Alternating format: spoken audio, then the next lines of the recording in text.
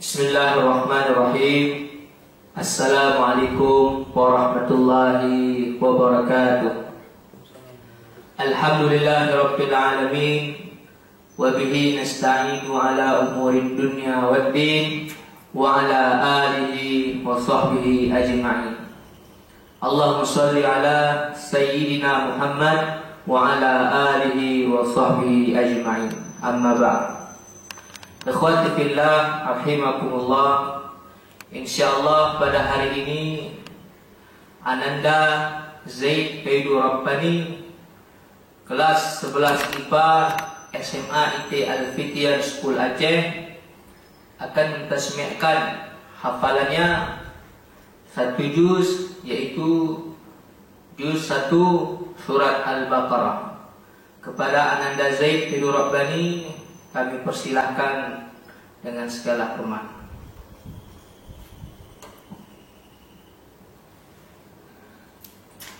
A'udzu billahi minasy syaithanir rajim. Bismillahirrahmanirrahim. Alhamdulillahi rabbil alamin. Ar-Rahmanir Rahim. Maliki yaumiddin. Iyyaka na'budu wa iyyaka nasta'in. Ihdinas siratal mustaqim. Siratal ladzina an'amta 'alaihim ghairil maghdubi 'alaihim waladdallin.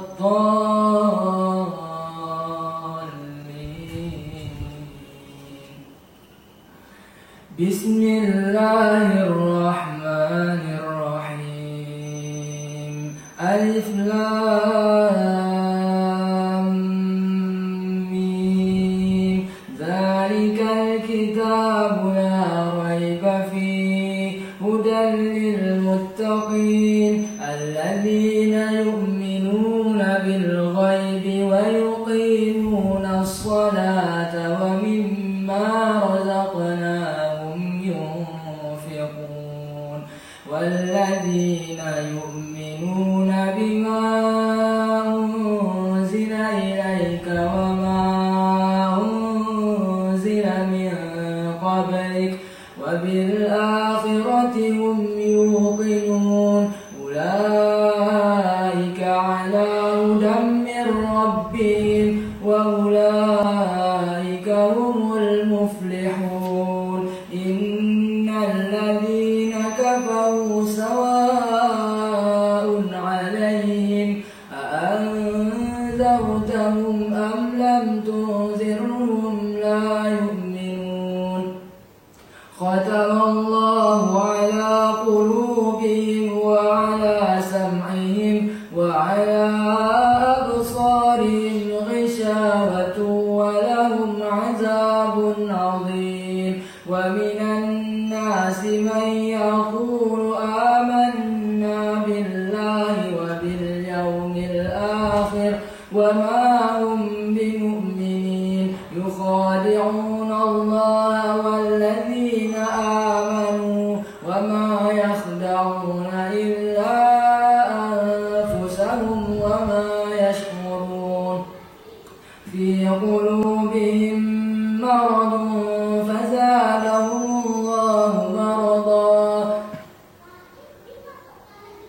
wa lahum 'adzabun alimun bima kanu yakdzibun. Wa idza qila lahum la tufsidu fil ardi qalu innama nahnu muslihun ala innahum humul mufsiduna walakin la yash'urun. Wa idza qila lahum aminu kama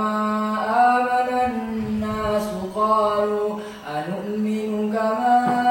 amana as-sufaha ala innahum humus sufaha walakin la ya'lamun. Wa idza laqul ladzina amanu qalu amanna wa idza khalaw ila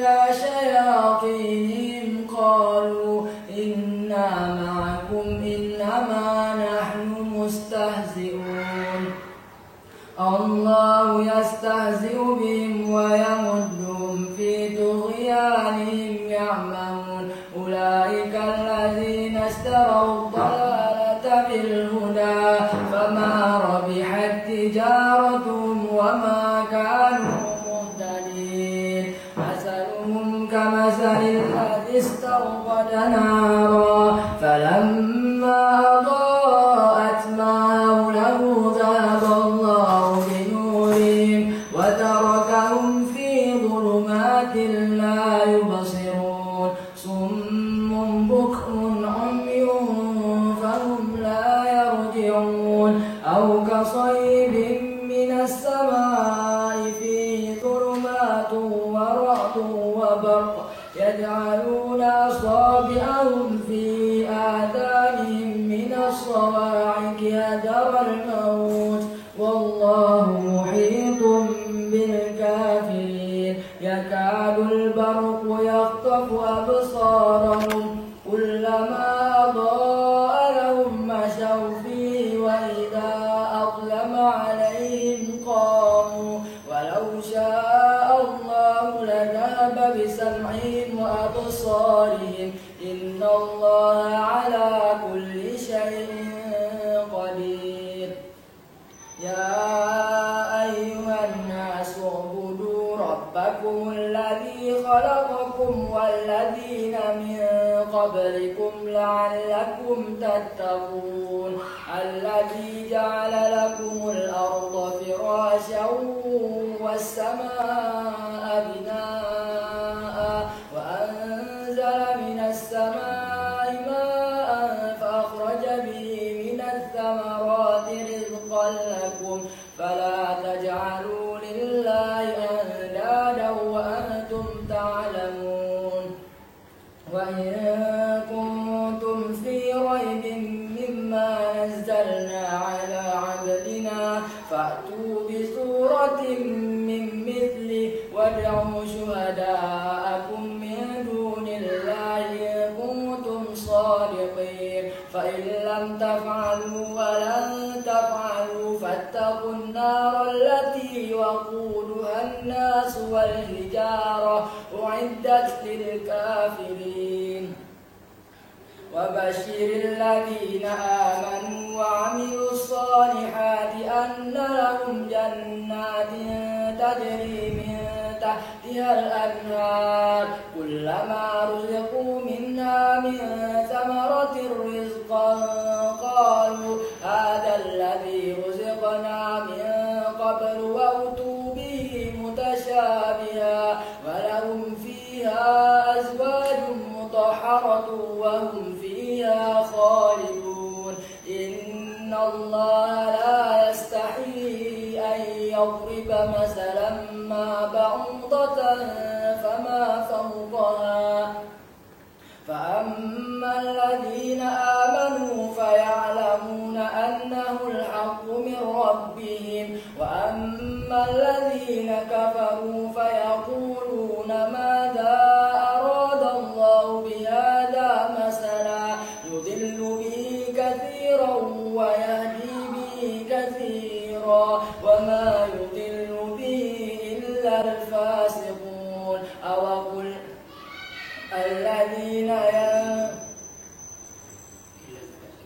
إلا الفاسقين الذين ينقضون عهد الله من بعد ميثاقه ويقطعون ما أمر الله به أن يوصل ويفسدون في الأرض أولئك هم الخاسرون كيف تكفرون بالله وكنتم أمواتا فأحياكم ثم يميتكم ثم يحييكم ثم إليه ترجعون هو الذي خلق لكم ما في الأرض جميعا ثم استوى إلى السماء فسواهن سبع سماوات وهو بكل شيء عليم وإذ قال ربك للملائكة إني جاعل في الأرض خليفة قالوا أتجعل فيها من يفسد فيها ويسفك الدماء ونحن نسبح بحمدك ونقدس لك قال إني أعلم ما لا تعلمون وعلم آدم الأسماء كلها ثم عرضهم على الملائكة فقال أنبئوني بأسماء هؤلاء إن كنتم صادقين قالوا سبحانك لا علم لنا إلا ما علمتنا إنك أنت العليم الحكيم قال يا آدم أنبئهم بأسمائهم فلما أنبأهم بأسمائهم قال ألم أقل لكم إني أعلم غيب السماوات والأرض وأعلم ما تبدون وما كنتم تكتمون وإذ قلنا للملائكة اسجدوا لآدم فسجدوا إلا إبليس أبى واستكبر وكان من الكافرين وقلنا يا آدم اسكن أنت وزوجك الجنة وكلا منها رغدا حيث شئتما ولا تقربا هذه الشجرة فتكونا من الظالمين فأزلهما الشيطان عنها فأخرجهما مما كانا فيه وقلنا اهبطوا بعضكم لبعض عدو ولكم في الأرض مستقر ومتاع إلى حين فتلقى آدم من ربه كلمات فتاب عليه إنه هو التواب الرحيم قلنا اهبطوا منها جميعا فإما يأتينكم مني هدى فمن تبع هداي فلا خوف عليهم ولا هم يحزنون والذين كفروا وكذبوا بآياتنا أولئك أصحاب النار هم فيها خالدون يا بني إسرائيل اذكروا نعمتي التي أنعمت عليكم وأوفوا بعهدي أوف بعهدكم وإياي فارحبون وآمنوا بما أنزلت مصدقا لما معكم ولا تكونوا أول كافر به ولا تشتروا بآياتي ثمنا قليلا وإياي فاتقون ولا تلبسوا الحق بالباطل وتكتموا الحق وأنتم تعلمون وأقيموا الصلاة وآتوا الزكاة واركعوا مع الراكعين أتأمرون الناس بالبر وتنسون أنفسكم وأنتم تتلون الكتاب أفلا تعقلون واستعينوا بالصبر والصلاة وإنها لكبيرة إلا على الخاشعين الذين يظنون أنهم ملاقو ربهم وأنهم إليه راجعون يا بني إسرائيل اذكروا نعمتي التي أنعمت عليكم وأني فضلتكم على العالمين واتقوا يوما لا تجزي نفس عن نفس شيئا ولا يؤخذ منها عدل ولا يقبل منها عدل ولا تنفعها شفاعة ولا هم ينصرون وإذ نجيناكم من آل فرعون يسومونكم سوء العذاب يذبحون أبناءكم ويستحيون نساءكم وفي ذلكم بلاء من ربكم عظيم وإذ فرقنا بكم البحر فأنجيناكم وأغرقنا آل فرعون وأنتم تنظرون وإذ وعدنا موسى 40 ليلة ثم اتخذتم العجل من بعده وأنتم ظالمون ثم عفونا عنكم من بعد ذلك لعلكم تشكرون وإذ آتينا موسى الكتاب والفرقان لعلكم تهتدون وإذ قال موسى لقومه يا قوم إنكم ظلمتم أنفسكم باتخاذكم العجل فتوبوا إلى بارئكم فاقتلوا أنفسكم ذلكم خير لكم عند بارئكم فتاب عليكم إنه هو التواب الرحيم. إنه هو التواب الرحيم. وإذ قلتم يا موسى لن نؤمن لك حتى نرى الله جهرة فأخذتكم الصاعقة وأنتم تنظرون ثم بعثناكم من بعد موتكم لعلكم تشكرون وظللنا عليكم الغمام وأنزلنا عليكم المن والسلوى كلوا من طيبات ما رزقناكم وما ظلمونا ولكن كانوا أنفسهم يظلمون. وإذ قلنا ادخلوا هذه القرية فكلوا منها حيث شئتم رغدا وادخلوا الباب سجدا وقولوا حطة نغفر لكم خطاياكم وإذ قلنا ادخلوا هذه القرية فكلوا منها حيث شئتم رغدا وادخلوا الباب سجدا وقولوا حطة نغفر لكم خطاياكم وسنزيد المحسنين. فبدل الذين ظلموا قولا غير الذي قيل لهم فأنزلنا على الذين ظلموا رجزا من السماء بما كانوا يفسقون. وإذ استسقى موسى لقومه فقلنا اضرب بعصاك الحجر فانفجرت منه 12 عينا قد علم كل أناس مشربهم كلوا واشربوا من رزق الله ولا تعثوا في الأرض مفسدين. وإذ قلتم يا موسى لن نصبر على طعام واحد فادع لنا ربك يخرج لنا مما تنبت الأرض من بقلها وقثائها وفومها وعدسها وبصلها قال أتستبدلون الذي هو أدنى بالذي هو خير اهبطوا مصرا فإن لكم ما سألتم وضربت عليهم الذلة والمسكنة وباءوا بغضب من الله ذلك بأنهم كانوا يكفرون بآيات الله ويقتلون النبيين بغير حق ذلك بما عصوا وكانوا يعتدون. إن الذين آمنوا والذين هادوا والنصارى والصابئين من آمن بالله واليوم الآخر وعمل صالحا فلهم أجرهم عند ربهم ولا خوف عليهم ولا هم يحزنون.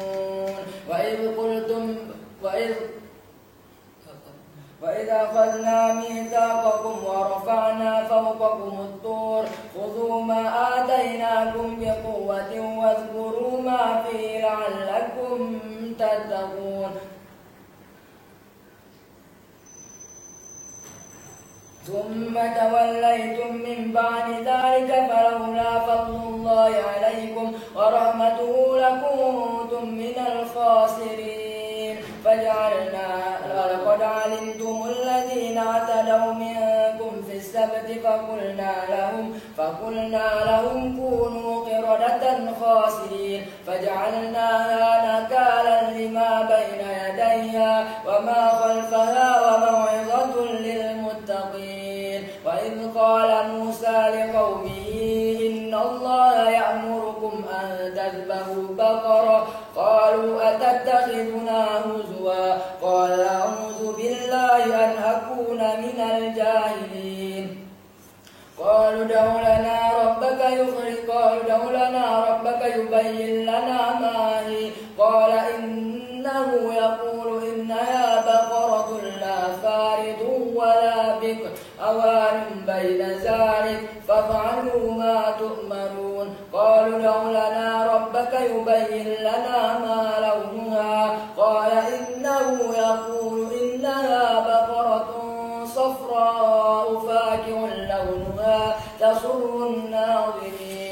قالوا ادع لنا ربك يبين لنا ما هي إن البقرة تشابه علينا وإنا إن شاء الله لمهتدون قال إنه يقول إنها بقرة لا ذلول تثير الأرض ولا تسقي الحرث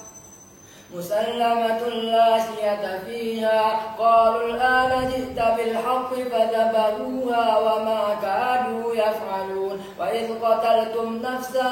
فادارأتم فيها والله مخرج ما كنتم تكتمون وإذ قال فقلنا اضربوا ببعضها كذلك يحيي الله الموتى ويريكم آياته لعلكم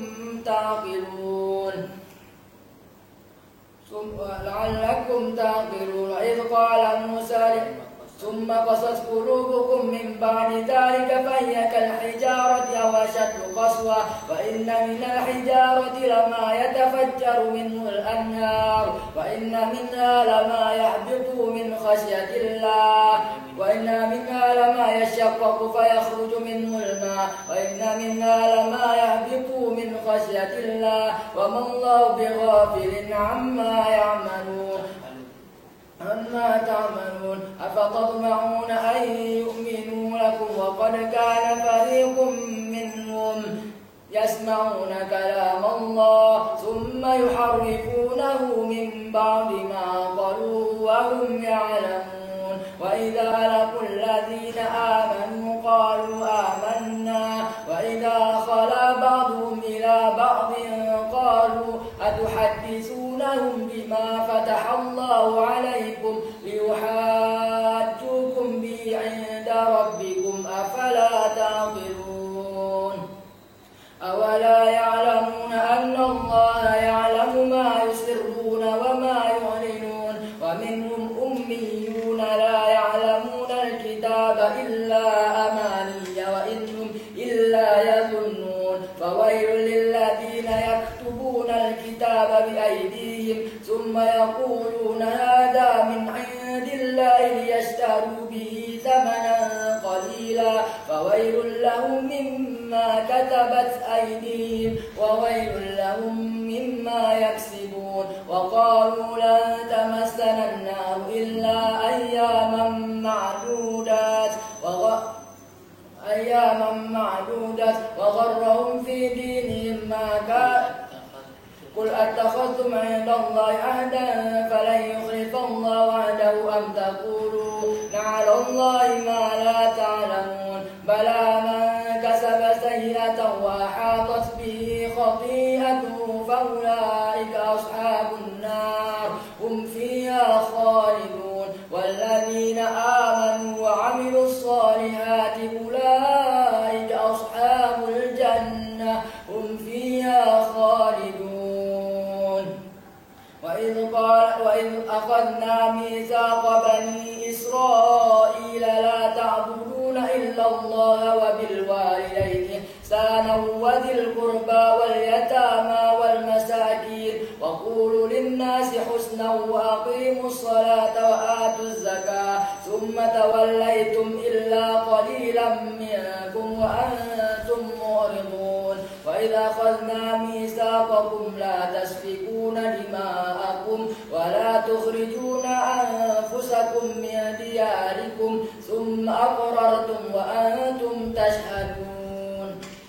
ثم أنتم هؤلاء تقتلون أنفسكم وتخرجون فريقا منكم من ديارهم تظاهرون عليهم بالإثم والعدوان وإن يأتوكم أسارى تفادوهم وهو محرم عليكم إخراجهم أفتؤمنون ببعض الكتاب وتكفرون ببعض فما جزاء من يفعل ذلك منكم إلا خزي في الحياة الدنيا ويوم القيامة يردون إلى أشد العذاب وما الله بغافل عما يعملون أولئك الذين اشتروا الحياة الدنيا بالآخرة فلا يخفف عنهم العذاب ولا هم ينصرون. وأقيموا الصلاة ولقد آتينا موسى الكتاب وقفينا من بعده بالرسل وآتينا عيسى ابن مريم البينات وأيدناه بروح القدس أفكلما جاءكم رسول بما لا تهوى أنفسكم استكبرتم ففريقا كذبتم وفريقا تقتلون. وقالوا قلوبنا غلف بل لعنهم الله بكفرهم فقليلا ما يؤمنون. ولما جاءهم كتاب من عند الله مصدق لما معهم وكانوا من قبل يستفتحون على الذين كفروا فلما جاءهم ما عرفوا كفروا به فلعنة الله على الكافرين. بئس ما اشتروا به أنفسهم أن يكفروا بما أنزل الله بغيا أن ينزل الله من فضله على من يشاء من عباده فباءوا بغضب على غضب وللكافرين عذاب أليم. وللكافرين عذاب مهين.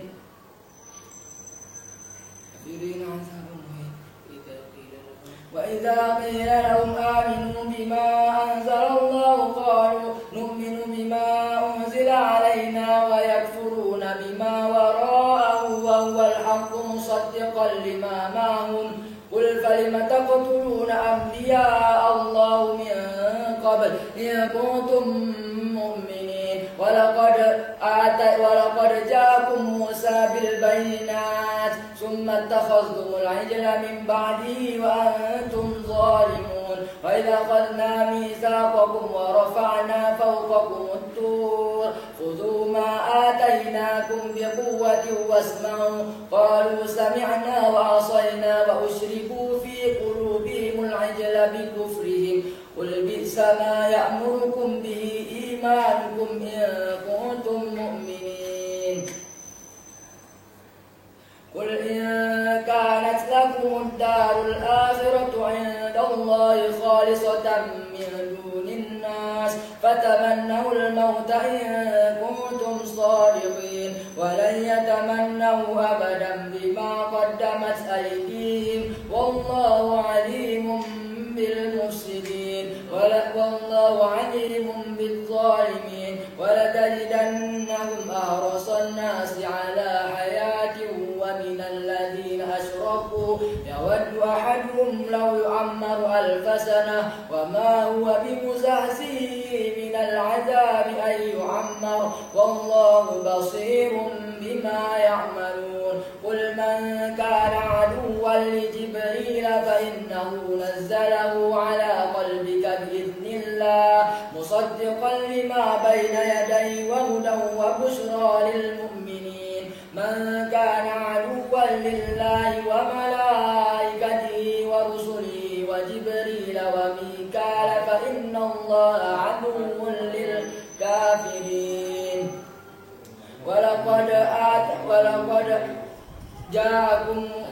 ولقد أنزلنا إليك آيات بينات وما يكفر بها إلا الفاسقون. أوكلما عاهدوا عهدا نبذه فريق منهم بل أكثرهم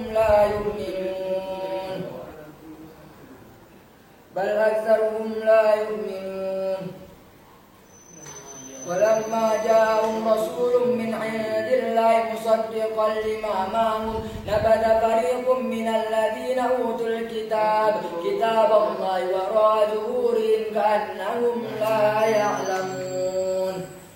واتبعوا ما تتلو الشياطين على ملك سليمان وما كفر سليمان ولكن الشياطين كفروا يعلمون الناس السحر وما أنزل على الملكين ببابل هاروت وماروت فيتعلمون منه وما يعلمان من أحد حتى يقولا إنما نحن فتنة فلا تكفر فيتعلمون منهما ما يفرقون بين المرء وزوجه وما هم بضارين به من أحد إلا بإذن الله ويتعلمون ما يضرهم ولا ينفعهم ولقد علموا لمن اشتراه ما له في الآخرة من خلاق ولبئس ما شروا به أنفسهم لو كانوا يعلمون ولو أنهم آمنوا واتقوا لمثوبة من عند الله خير لو كانوا يعلمون يا أيها الذين آمنوا لا تقولوا راعنا وقولوا انظرنا واسمعوا وللكافرين عذاب أليم ما يود الذين كفروا من أهل الكتاب ولا المشركين أن ينزل عليكم من خير من ربكم والله يختص برحمته من يشاء والله ذو الفضل العظيم ما ننسخ من آية أو ننسها نأتي بخير منها أو مثلها ألم تعلم أن الله على كل شيء قدير ألم تعلم أن الله له ملك السماوات والأرض وما لكم من دون الله من ولي ولا نصير أم تريدون أن تسألوا رسولكم كما سئل موسى من قبل ومن يتبدل الكفر بالإيمان فقد ضل سواء السبيل ود كثير من أهل الكتاب لو يردونكم من بعد إيمانكم كفارا حسدا من عند أنفسهم من بعد ما تبين لهم الحق فاعفوا واصفحوا حتى يأتي الله بأمره إن الله على كل شيء قدير وأقيموا الصلاة وآتوا الزكاة وما تقدموا لأنفسكم من خير تجدوه عند الله إن الله بما تعملون بصير وقالوا لن يدخل الجنة إلا من كان هودا أو نصارى تلك أمانيهم قل هاتوا برهانكم إن كنتم صادقين بلى من أسلم وجهه لله وهو محسن فله أجره عند ربه ولا خوف عليهم ولا هم يحزنون وقالت اليهود ليست النصارى على شيء وقالت النصارى ليست اليهود على شيء وهم يتلون الكتاب كذلك قال الذين من قبلهم لا يعلمون من قبلهم مثل قولهم وقالت اليهود ليست النصارى على شيء وقالت النصارى ليست اليهود على شيء وهم يتلون الكتاب كذلك قال الذين لا يعلمون مثل قولهم فالله يحكم بينهم يوم القيامة فيما كانوا فيه يختلفون ومن أظلم ممن منع مساجد الله أن يذكر فيها اسمه وسعى في خرابها أولئك ما كان لهم أن يدخلوها إلا خائفين لهم في الدنيا خزي ولهم في الآخرة عذاب عظيم ولله المشرق والمغرب فأينما تولوا فتم وجه الله إن الله واسع عليم وقالوا اتخذ الله ولدا سبحانه بل له ما في السماوات والأرض كل له قانتون بديع السماوات والأرض وإذا قضى أمرا فإنما يقول له كن فيكون وقال الذين لا يعلمون لولا يكلمنا الله أو تأتينا آية كذلك قال الذين من قبلهم مثل قولهم تشابهت قلوبهم قد بينا الآيات لقوم يوقنون إنا إنا أرسلناك بالحق بشيرا ونذيرا ولا تسأل عن أصحاب الجحيم ولن ترضى عنك اليهود ولا النصارى حتى تتبع ملتهم قل إن هدى الله هو الهدى ولئن اتبعت أهواءهم بعد الذي جاءك من العلم إنك إذا ما لك من الله من ولي ولا نصير الذين آتيناهم الكتاب يتلونه حق تلاوته أولئك يؤمنون به ومن يكفر به فأولئك هم الخاسرون يا بني إسرائيل اذكروا نعمتي التي أنعمت عليكم وأني فضلتكم على العالمين واتقوا يوما لا تجزي نفس عن نفس شيئا ولا يقبل منها ولا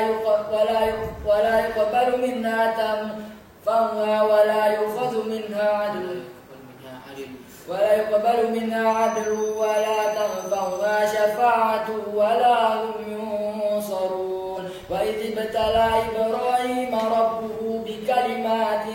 فأتمهن قال إني جاعلك للناس إماما قال ومن ذريتي قال لا ينال عهد الظالمين وإذ جعلنا البيت مثابة للناس وأمنا واتخذوا من مقام إبراهيم مصلى وعهدنا إلى إبراهيم وإسماعيل وإسحاق إلها وعهدنا إلى إبراهيم وإسماعيل أن طهر بيتي للطائفين والعاكفين والركع السجود. وإذ قال إبراهيم رب اجعل هذا بلدا آمنا وارزق أهله من الثمرات من آمن منهم بالله واليوم الآخر قال ومن كفر فأمتعه قليلا ثم أضطره إلى عذاب النار وبئس المصير. وإذ يرفع إبراهيم القواعد من البيت وإسماعيل ربنا تقبل منا إنك أنت السميع العليم ربنا واجعلنا مسلمين لك ومن ذريتنا أمة مسلمة لك وأرنا مناسكنا وتب علينا إنك أنت التواب الرحيم. ربنا وابعث فيهم رسولا منهم يتلو عليهم آياتك ويعلمهم الكتاب والحكمة ويزكيهم إنك أنت العزيز الحكيم. ومن يرغب عن ملة إبراهيم إلا من سفح نفسه ولقد اصطفيناه في الدنيا وإنه في الآخرة لمن الصالحين. ووصى بها إبراهيم إذ قال له ربه أسلم قال أسلمت لرب العالمين. ووصى بها إبراهيم بنيه ويعقوب يا بني إن الله اصطفى لكم الدين فلا تموتن إلا وأنتم مسلمون. أم كنتم شهداء إذ حضر يعقوب الموت إذ قال لبنيه ما تعبدون من بعدي قالوا نعبد إلهك وإله آبائك إبراهيم وإسماعيل وإسحاق إلها واحدا ونحن له مسلمون. تلك أمة قد خلت لها ما كسبت ولكم ما كسبتم ولا تسألون عما كانوا يعملون. وقالوا كونوا هودا أو نصارى تهتدوا قل بل ملة إبراهيم حنيفا وما كان من المشركين. قولوا آمنا بالله وما أنزل إلينا وما أنزل إلى إبراهيم وإسماعيل وإسحاق ويعقوب والأسباط وما أوتي موسى وعيسى وما أوتي النبيون من ربهم لا نفرق بين أحد منهم ونحن له مسلمون. فإن آمنوا بمثل ما آمنتم به فقد اهتدوا وإن تولوا فإنما عليك البلاغ والله بصير بما بما يعملون فإن آمنوا بمثل ما آمنتم به فقد اهتدوا وإن تولوا فإنما هم في شقاق فسيكفيكهم الله وهو السميع العليم صبغة الله ومن أحسن من الله صبغة ونحن له عابدون قل أتحاجوننا في الله وهو ربنا وربكم ولنا أعمالنا ولكم أعمالكم ونحن له مخلصون أم تقولون إن إبراهيم وإسماعيل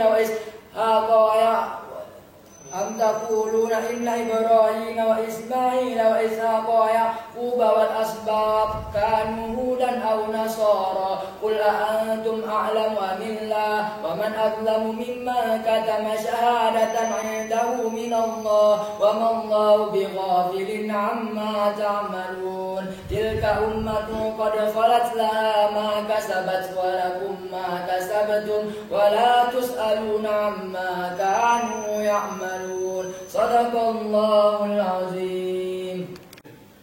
Alhamdulillah, Masya Allah, Subhanallah, Allahu Akbar. Pada hari ini ananda kita Zaid Haidu Rabbani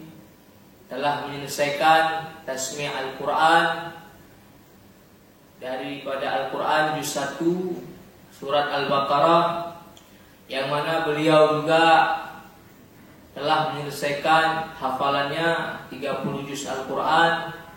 dan ini merupakan karunia yang diberikan oleh Allah Subhanahu wa Ta'ala kepada ananda kita.